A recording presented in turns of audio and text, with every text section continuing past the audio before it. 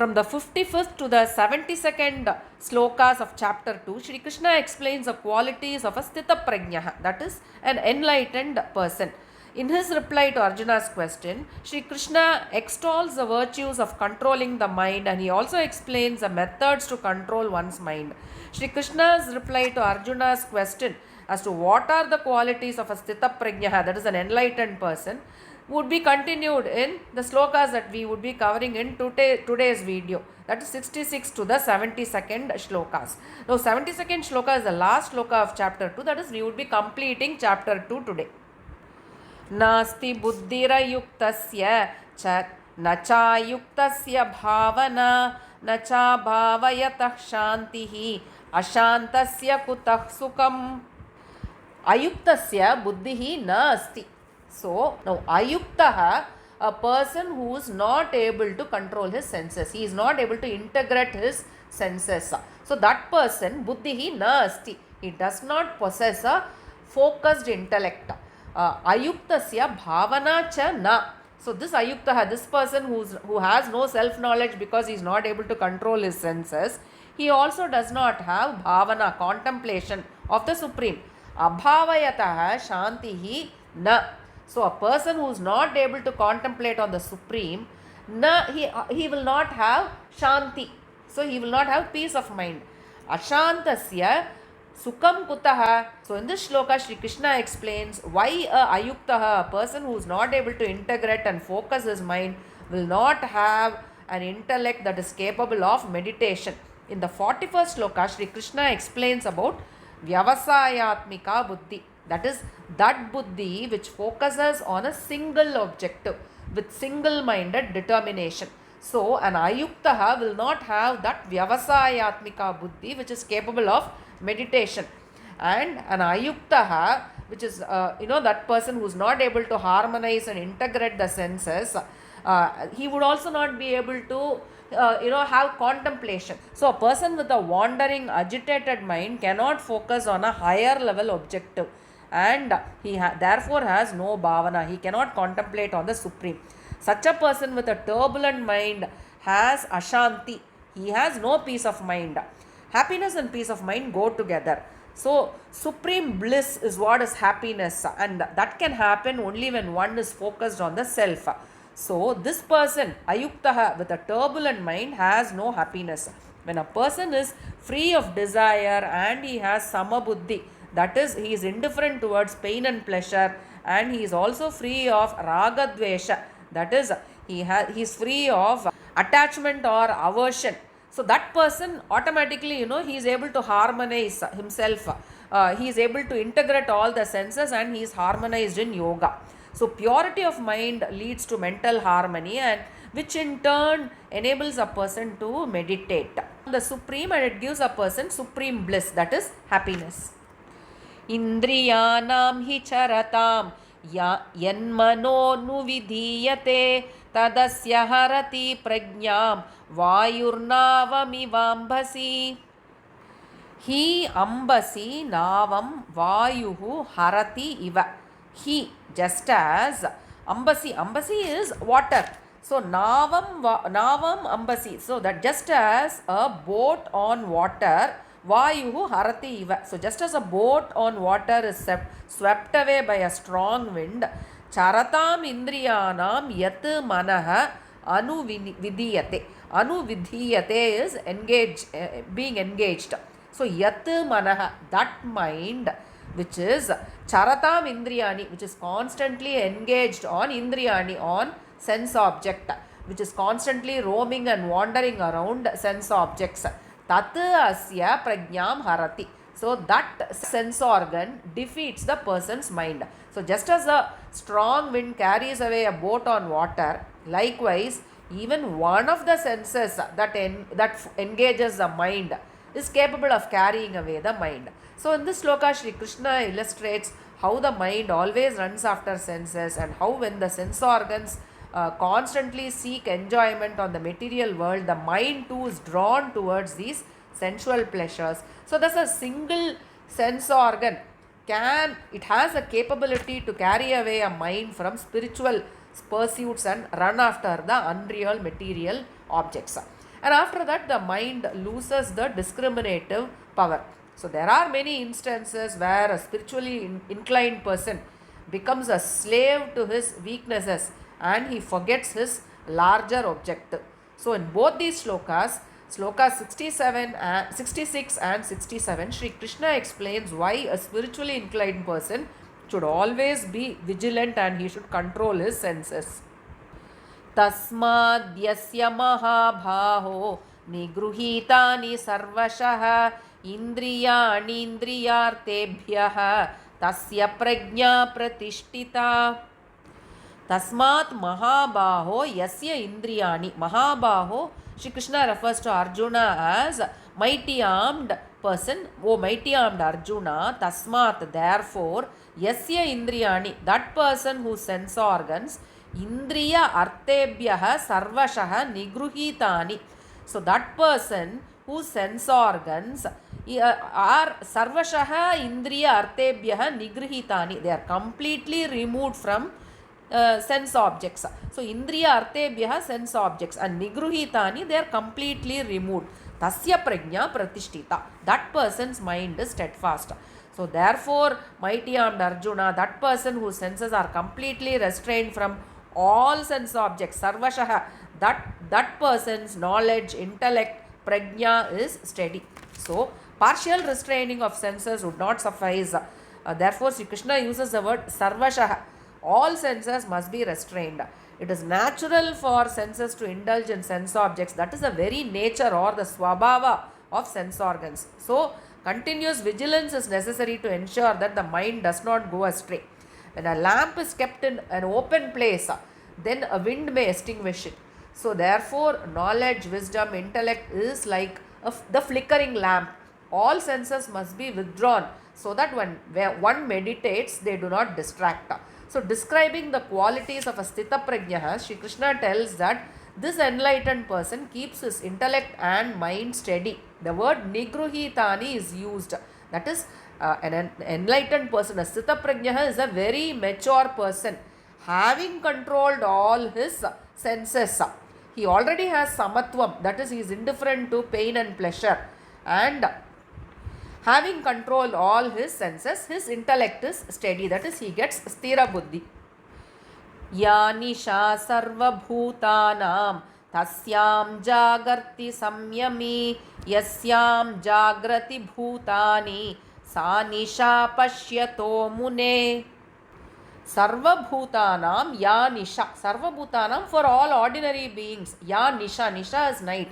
So when it is night for all human beings, Tasyam samyami jagarti. Samyami is one who has controlled his senses. That is, it refers to Sthithapragya here. So, tasyam, at that time when it is night for all ordinary beings, the person who has controlled his senses, jagarti, he is awake at that time.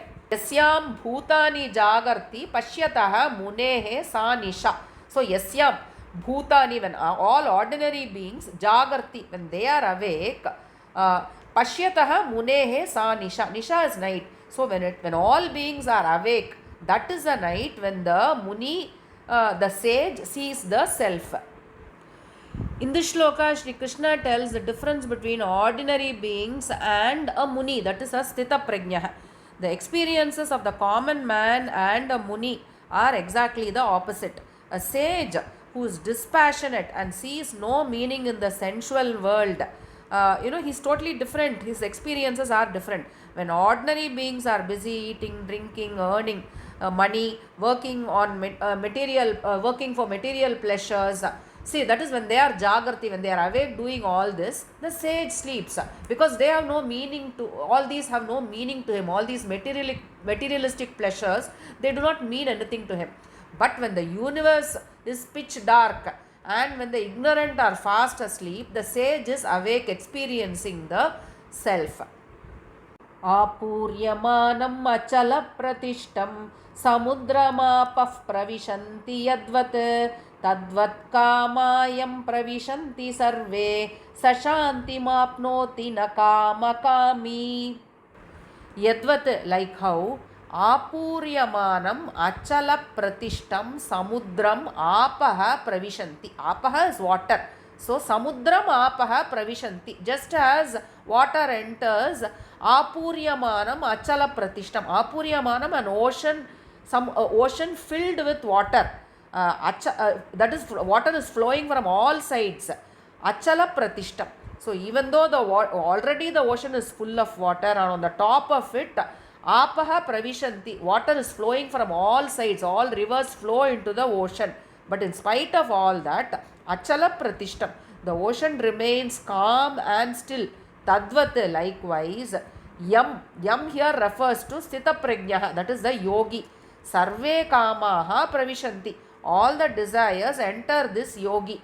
Saha shanti apnoti, but he is not affected by the all these desires. He is calm. So just as the ocean is calm, which ocean is already overflowing with water, on the top of it river water also enters it. In spite of it, it is very calm. Here also you have the yogi. Already he is in Paramananda. He is full of Paramananda. On the top of it you have all these desires entering into him. But because he is already in Paramananda, all these desires do not affect him. And he attains peace. Kama kami na.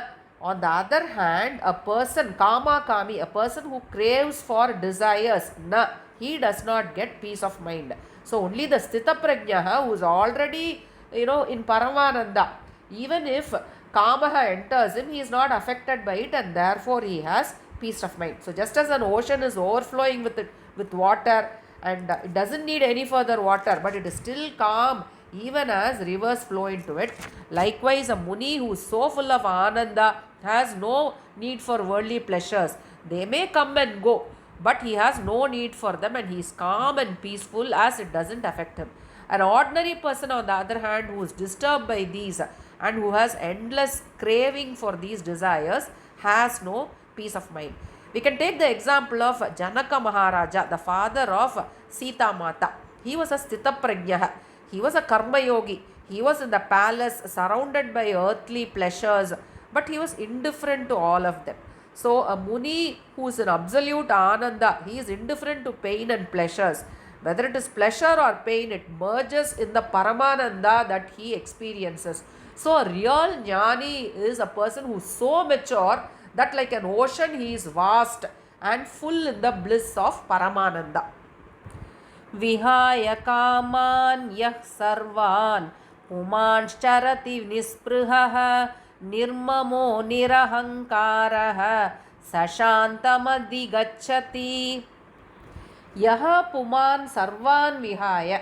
Puman, person. So yaha puman, that person, sarvan vihaya, after giving up all desires, nirmamah, without a sense of proprietorship, nirahankarah, without ego, nisprihah, without craving or without longing for desires, without vasana, charati, lives, shantim atigachati. So that person, saha puman shantim atigachati, he gets shanti. So Shri Krishna wants Arjuna to develop these qualities that give a person peace of mind. Arjuna, when he surrendered to Krishna, he was suffering from lack of peace of mind. In this shloka, Shri Krishna explains that there are 4 conditions that bring peace of mind to a person. The first one, vihaya kaman. Kaman is desire. So all desires should be given up completely. The word completely, sarvashaha, is underlined.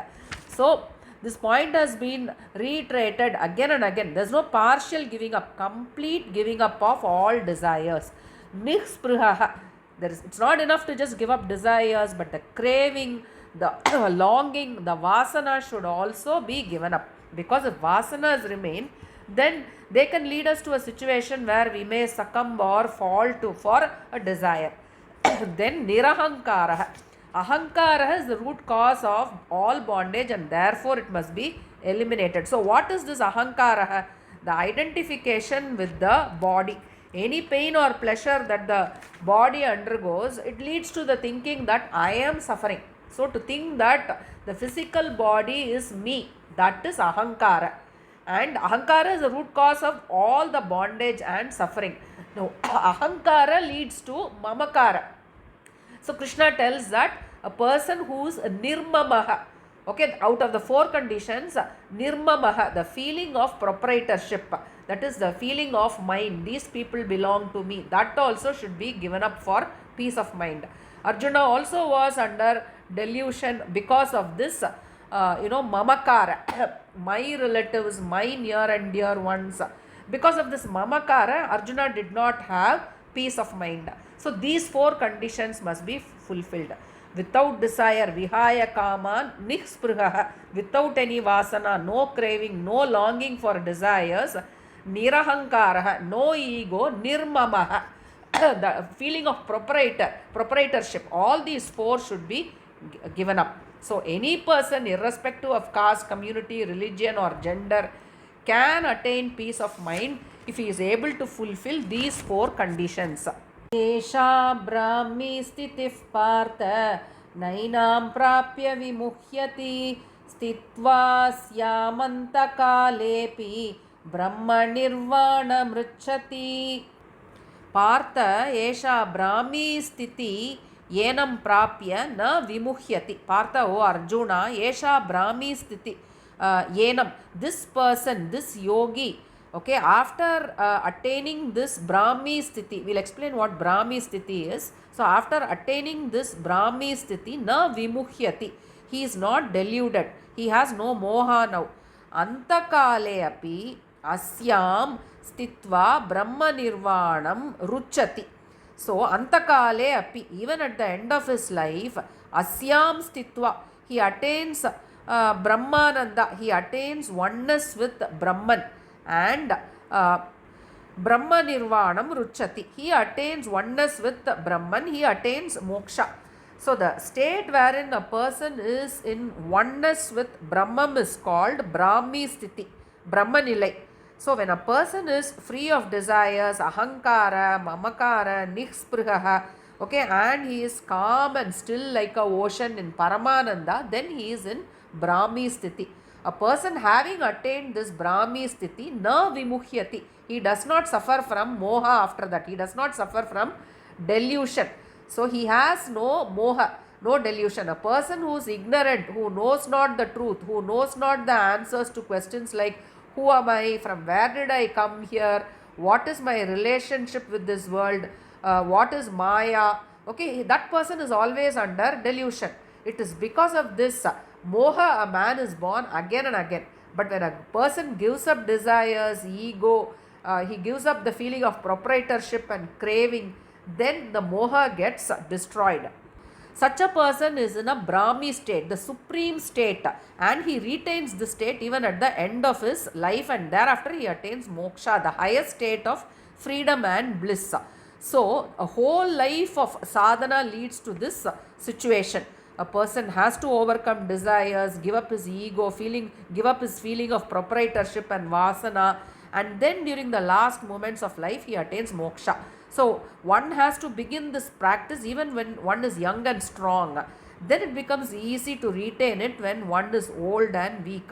So the lesson in this sloka is that we should not wait for retirement to begin this spirituality exercise. We must start it at a much younger age so that we are at least able to sustain it, and when death comes we get moksha.